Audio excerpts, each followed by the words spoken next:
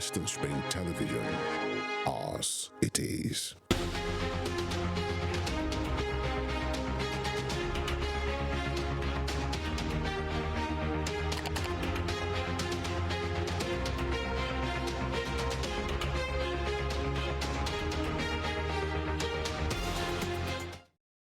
Good evening and welcome to Spring Global on Western Spring Television.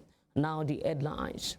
7 persons rescued from rubble of collapsed three-story building in Abuja. European lawmakers lift immunity of 2 parliament members linked to Qatar Gate. In the United States, funeral for Tar Nichols, who died after being beaten by police officers, held in Memphis. My name is Okpayamuni. 7 persons have been rescued from rubble of a collapsed 3-story building under construction in Abuja. The Senior Special Assistant to the FCT Minister on Monitoring, Inspection and Enforcement, Ikaro Atta, confirmed the development to newsmen. Mr. Atta said many are still fear trapped under the rubble of a building suspected to be a shopping mall in the 7th Avenue in the Gwarimpa area of Abuja, while 7 were rescued. He said that out of the 7, 5 looked stable, while 2 have been taken to a hospital due to their unstable condition. However, some eyewitnesses said over 30 to 70 persons were still trapped as they could hear their voices calling for help. No, I'm not going to want this. Jesus.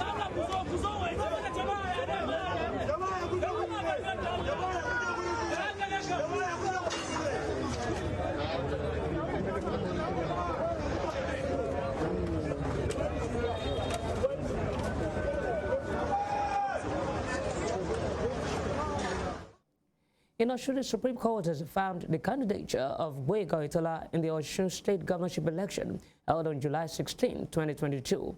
A 5-member panel of the Apex Court led by Sentus Nweze held that the appeal by the People's Democratic Party, PDP, lacked merit and directed the council to the PDP to withdraw the suit. In September, Emeka Nwite, judge of the Federal High Court in Abuja, voided the nomination of Oyetola and his deputy. However, in December, the Abuja Court of Appeals set aside the judgment of a trial court and affirmed Oyetola's nomination as a governorship candidate of the APC. Not satisfied, the PDP went to the Supreme Court, dismissing the suit today. The Supreme Court held that the PDP, under the law, cannot question the process leading to the emergence of Oyetola and Alabi as candidates of the APC. Outside Nigeria, Pope Francis has called on young people in the Democratic Republic of Congo to put aside ethnic differences and build a new future. He told an estimated 65,000 youths at a stadium in capital Kinshasa, stating that the country has suffered terribly from the violence which has destabilized the country. He called on the warring sides to forgive one another and grant their opponents a great amnesty of the heart. Pope Francis, speaking against corruption, called on the people never to give into its persuasive but poisonous temptations. Pope Francis is due to depart DR Congo for South Sudan tomorrow as he continues his 2-nation visit to the continent.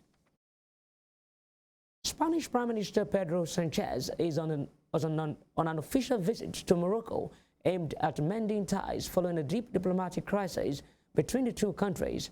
Mr. Sanchez, at an economic forum in Rabat, said the better the relations are between Morocco and Spain, the better it is for Spain, for Morocco, for Europe, for business, and for citizens of both countries. It disclosed that he and a dozen Spanish ministers are set to meet top members of the Moroccan government later today. They are expected to sign some 24 deals, including Spanish investments in the kingdom and on partnerships in areas from culture and education to desalination and rail transportation, Spanish government sources said. This visit comes amid disputes over migration and territory and after Madrid reversed decades of neutrality on the Western Sahara conflict to back Morocco's position. Outside Africa, 2 members of the European Parliament have had their legal immunity lifted by European lawmakers following a request by Belgian authorities investigating a corruption scandal that has rocked the European Parliament. Italian Andrea Cozzolino and Belgian Mark Tarabella deny wrongdoing. The Cartergate affair unfolded when a Greek lawmaker and 3 other suspects were arrested on suspicion of corruption and money laundering. One of the suspects then agreed to tell all as part of the plea deal. Pier Antonio Panzeri is alleged to have led a network that took bribes from Qatar and Morocco in return for influencing the European Parliament. Some 1.5 million euros was recovered in cash in a series of raids in Brussels and Italy. Both Qatar and Morocco have strenuously rejected allegations that it sought to gain influence over MEPS. However, prosecutors said Mr. Panzeri had admitted criminal responsibility. To the Russia-Ukraine war, Ukrainian President Volodymyr Zelensky has called for more punitive measures against Russia by the European Union. He made a call while discussing the 10th EU sanctions package with the European Commission President Ursula von der Leyen, who is in Kiev on an official visit. Mr. Zelensky stated that the pace of sanctions has somehow slowed down in Europe, and the terrorist state, on the contrary, is adapting to the sanctions, calling on the Union to catch up. EU Commission President Ursula von der Leyen said today Russia is paying a heavy price as the EU sanctions are eroding its economy, throwing it back by a generation. She noted that the price cap on crude oil already costs Russia around 160 million euros a day, and the Union will keep on turning up the pressure further. Ukraine's Defense Minister Oleksiy Reznikov has said Russia is preparing a major new offensive and one that it could begin as soon as 24th February. Reznikov said Moscow had amassed thousands of troops and could try something to mark the anniversary of initial invasion last year. The attack would also mark Russia's Defender of the Fatherland Day on 23rd February, which celebrates the army. Meanwhile, 3 people have died in an attack on the city of Kramatorsk. 20 others were wounded in the city of Donetsk region after a Russian missile struck a residential building, according to the provincial governor. The toll is expected to rise as rescuers comb through the wreckage. In Asia, investigators say the person who detonated a bomb at a mosque in the Pakistani northwestern city of Peshawar was disguised as a police officer. Peshawar authorities had mandated a committee to investigate the attack that killed at least 100 persons in the northwestern city. Investigators said the person, yet to be identified, was seen riding a bike to the scene wearing a police uniform. The mosque is located in a heavily fortified area, which includes the headquarters of the Provincial Police Force and the Counter-Terrorism Department. A fraction of the Tehrik-Taliban Pakistan have claimed responsibility of the attack. Elsewhere, Iran has blamed Israel for a drone attack on a military site in the central city of Isfahan on Saturday. The Iranian ambassador to the United Nations said findings indicated Israel was responsible for the attempted act of aggression. He said Iran reserves the right to respond resolutely to any threat or wrongful actions by Israel. Israel has neither confirmed nor denied it was behind the attack, which Iran said caused minor damage, though this has not been independently verified. You're watching Spring Global on Western Spring Television. We'll be right back after this break.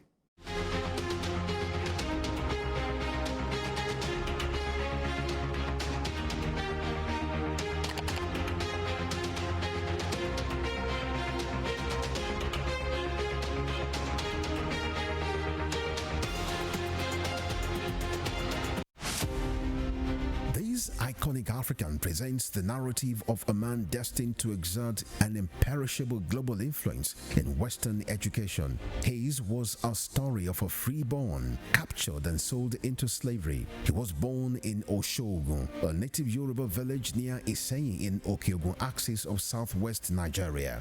Samuel Ajayi Crowther was the foundation student of Fora Bay College, Sierra Leone, the foremost university where the pioneer set of native Africans were educated.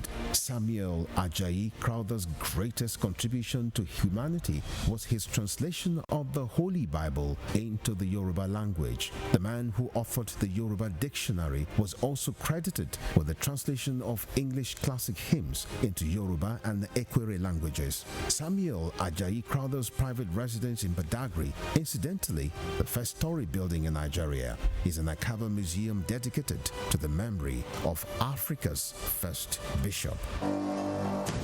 Western Spring Television identifies Samuel Ajayi Crowther as a watershed character in history.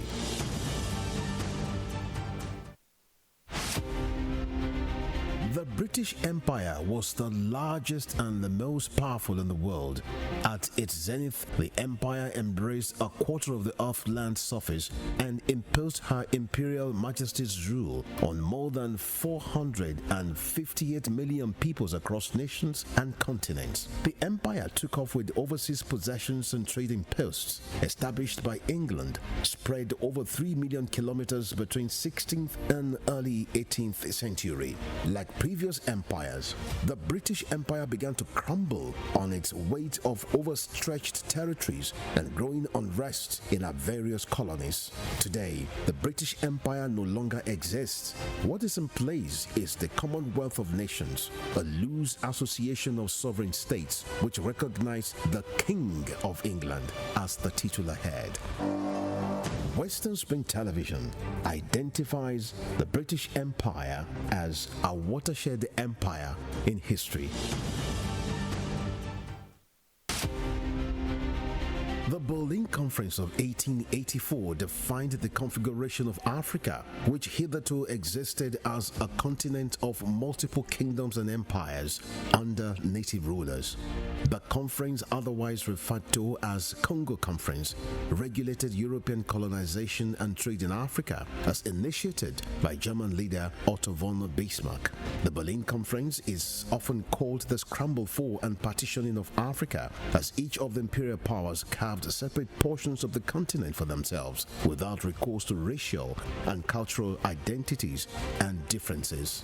137 years after the Berlin Conference was held, Africa remains a legitimized playground for European nations that sought to exploit its wealth and resources and manipulate its human capital to promote trade and investments of Western powers. Western Spring Television identifies Berlin Conference as a major event in history.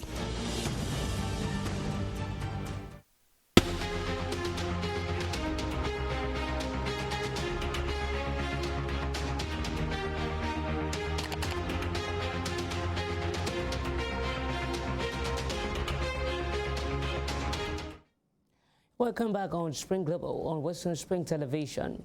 Now to the rest of the stories. Turning to the United States, the funeral for Tyre Nichols, who died 3 days after beaten by police officers, has been held in Memphis. U.S. Vice President Kamala Harris was among several figures attending who made an impassioned plea for police reform. Nichols' mother gave a cheerful address calling for the George Floyd bill to be passed to make officers more accountable. The civil rights campaigners Reverend Al Sharpton delivered the eulogy and condemned the killers of Tyre Nichols. His death sparked a renewed nationwide outcry against police brutality. 5 officers were promptly charged with murder, with additional police and staff fired in recent days. Mothers around the world, when their babies are born, pray to God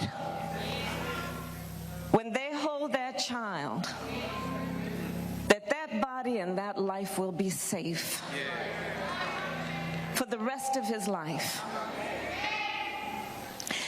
Yet we have a mother and a father who mourn the life of a young man who should be here today. They have a grandson who now does not have a father. His brothers and sister will lose the love of growing old with their baby brother. And when we look at this situation, this is a family that lost their son and their brother through an act of violence at the hands and the feet of people who had been charged with keeping them safe.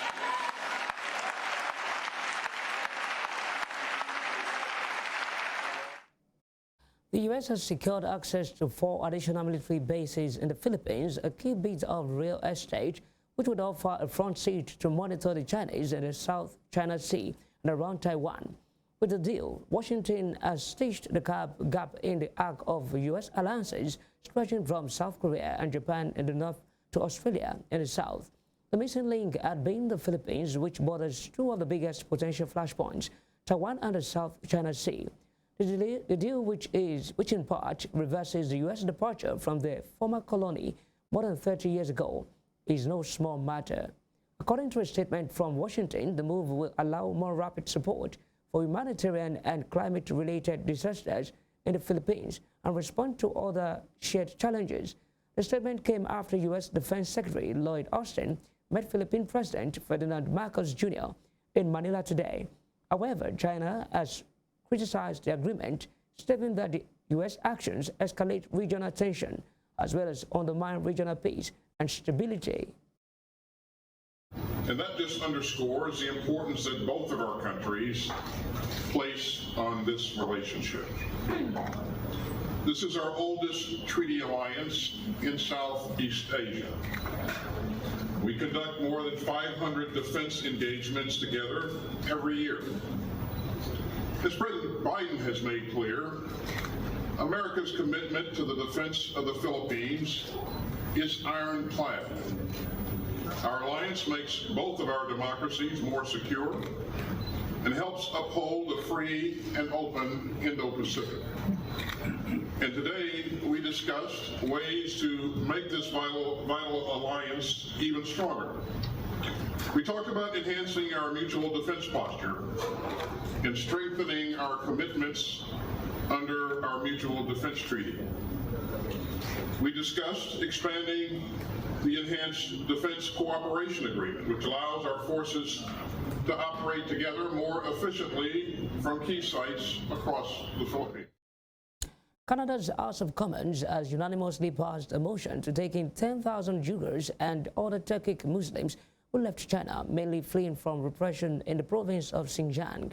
The motion was moved by Liberal Party MP Samia Zuberi and received all 322 votes cast, including those from Prime Minister Justin Trudeau and members of his cabinet. The text of the motion also says it recognizes that a genocide is currently being carried out by the People's Republic of China against Uyghurs and other Turkic Muslims. That is a significant section, as Trudeau and every member of his cabinet had stayed away from a vote in February 2021 on a motion that defined Chinese actions in Xinjiang as meeting the threshold to be termed as genocide. North Korea has said drills by the United States and its allies have reached an extreme red line and threatening to turn the peninsula into a huge war arsenal and a more critical war zone. In a statement, the North Korea Foreign Ministry said Pyongyang was not interested in dialogue as long as Washington pursues its hostile policies. The ministry noted that the military and political situation on the Korean peninsula and in the region has reached an extreme red line due to the reckless military confrontational maneuvers and hostile acts of the U.S. and its vassal forces. In a visit to Seoul this week, the U.S. Defense Secretary Lloyd Austin and his South Korean counterpart vowed to expand military drills and deploy more strategic assets such as aircraft carriers and long-range bombers to counter North Korea's weapons development and prevent a war. Today at Cardinal George Pell's funeral in Australia, mourners muttered prayers and softly sung hymns, but were at times drowned out by protesters condemning him to hell. The Catholic cleric who died of surgery complications last month, aged 81, leaves a complicated legacy. Formerly one of the Pope's top aides, he was Australia's top-ranked Catholic, but his public image was tainted by unproven allegations, both concealed and committed child sexual abuse. Those allegations loomed large in Sydney today.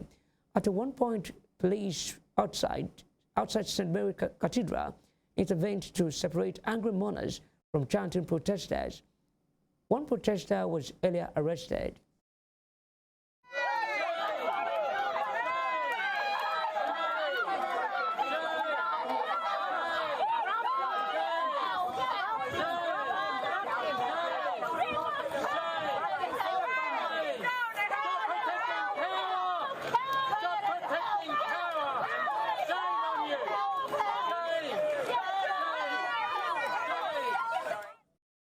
In business, the Minister of Finance, Budget and National Planning, Zainab Ahmed, says President Muhammadu Buhari is unhappy about the hardship faced by citizens due to the Naira redesign policy. The minister spoke at a media briefing organized by the Presidential Communications Team in Abuja today. The Central Bank of Nigeria, CBN, had given a deadline of January 31 for the use of old notes, but it was recently extended to February 10. Despite the extension, Nigerians are still battling with lengthy queues at banking halls and automated teller machines, ATMs, amid the scarcity of new Naira notes. Mrs. Ahmed, describing the situation as temporary and transient, said it was a necessary price to pay for the nation's economy to burgeon. She noted that the government is not happy that citizens have to queue and struggle at ATMs to be able to get their cash, adding that the situation is temporary. Oil giant Shell has announced it made a record profit of $40 billion in the year 2022. It is the highest profit the British company has recorded in its 115 years of existence due to the surge in energy price. The oil giant profit is more than double what it made in the previous year. Russia's war in Ukraine has seen oil price doubled. And in sport, France and Manchester United centre-back Raphael Varane has announced his retirement from international football. The 29-year-old, who won the World Cup in 2018, scored 5 goals in 93 appearances for his country after making his debut in 2013. The last of his cap was won in the 2022 World Cup final, in which France were beaten by Argentina on penalties. Attempted rape and assault charges against Manchester United footballer Mason Greenwood have been dropped by the Crown Prosecution Service. The Greater Manchester Police announced the developments today. The 21-year-old was arrested in January last year amid allegations surrounding images and videos that emerged online. Greenwood, who has made one appearance for the senior England men's team, has not played or trained with Manchester United since his arrest. Chelsea's manager Graham Potter says Hakim Ziyech has returned to training and will be available for tomorrow's game against Fulham after his move to Paris Saint-Germain collapsed on deadline day. Ziyech's loan move fell through, with Ligue 1 unwilling to ratify the transfer following the late submission of documents. When it was flagged, they claimed Chelsea sent the right documents twice, but without a signature. When the correct version was received, the deadline had already passed. Before we end Spring Global, here's a recap of our top stories. 7 persons have been rescued from rubble of a collapsed 3-story building under construction in Abuja. 2 members of the European Parliament have had their legal immunity lifted by European lawmakers. The funeral for Tyre Nichols, who died 3 days after beaten by police officers, has been held in Memphis. You can follow us on our social media handles on Facebook, Instagram, and Twitter at Western Spring Television. You can also watch us live on our YouTube channel at Western Spring Television.